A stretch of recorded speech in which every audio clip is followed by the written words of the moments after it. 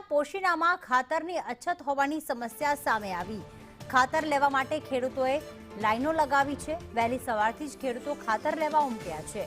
યોગ્ય સમયે ખાતર ન મળતા ખેડૂતો મુશ્કેલીમાં મુકાયા છે। તો અહીંયા પોશીનામાં ખેડૂતોની લાંબી કતારો જોવા મળી રહી છે।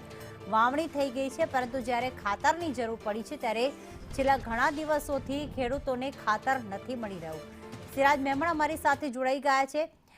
ખાસ જણાવશો કે ખેડૂતોને કઈ સમસ્યા સતાવી રહી છે, અને બીજી વસ્તુ એ કે રિયાઝ કે ખાતરની અછત છે, ખાતર શા માટે નથી આવતું, કોઈ કારણ દર્શાવવામાં આવી રહ્યું છે? જે પ્રીતિ જણાવી દઉં કે પોશીનામાં છેલ્લા કેટલાય સમયથી ખેડૂતોને લાંબી લાઈન માટે યુરિયાની ખાતરની અછત કકડાટ થઈ રહ્યો છે। પોશીનાની મુખ્ય બજારમાં આજે વહેલી સવારથી જ ઐતિહાસિક લાઈન લાગી છે, અને યુરિયા ખાતરની અછત વચ્ચે પુરુષ અને મહિલાઓ મોટી સંખ્યામાં વહેલી સવારથી જ ઉમટ્યા હતા।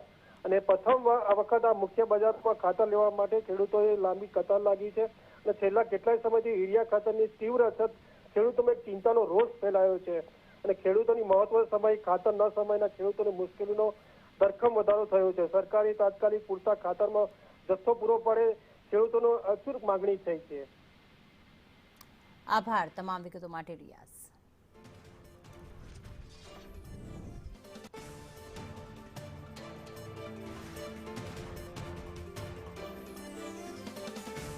તો અહીંયા એક્સક્લુઝિવ આ દ્રશ્યો કે લાંબી કતારોમાં વહેલી સવારથી ખેડૂતો આવી જાય છે, પરંતુ તેમને વિલા મોઢે પરત ફરવું પડે છે, કારણ કે અહીંયા ખાતર માટે કકળાટ સર્જાયો છે।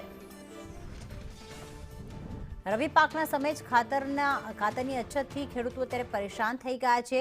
યુરિયા ખાતરની અછત છે, જેના કારણે ખેડૂતો એવું કહી રહ્યા છે કે પહેલા તો કમોસમી વરસાદના કારણે પાક ફેલ ગયો, પરંતુ હવે રવિ પાકનો સમય આવ્યો, પરંતુ યુરિયા ખાતરની અછત સામે આવી રહી છે, અને તમામ ખેડૂતોને લાઈનોમાં તો તેઓ લાગે છે, પરંતુ ખાતર મળતું નથી। પૈસા આપવા છતાં પણ ખાતર ન મળતું હોવાનો ખેડૂતો અત્યારે આક્ષેપ કરી રહ્યા છે કે આખરે વાવણીના સમયે સરકારે ખાતરની જે છે એ માંગ અને પુરવઠો પૂર્ણ કરવો જોઈએ।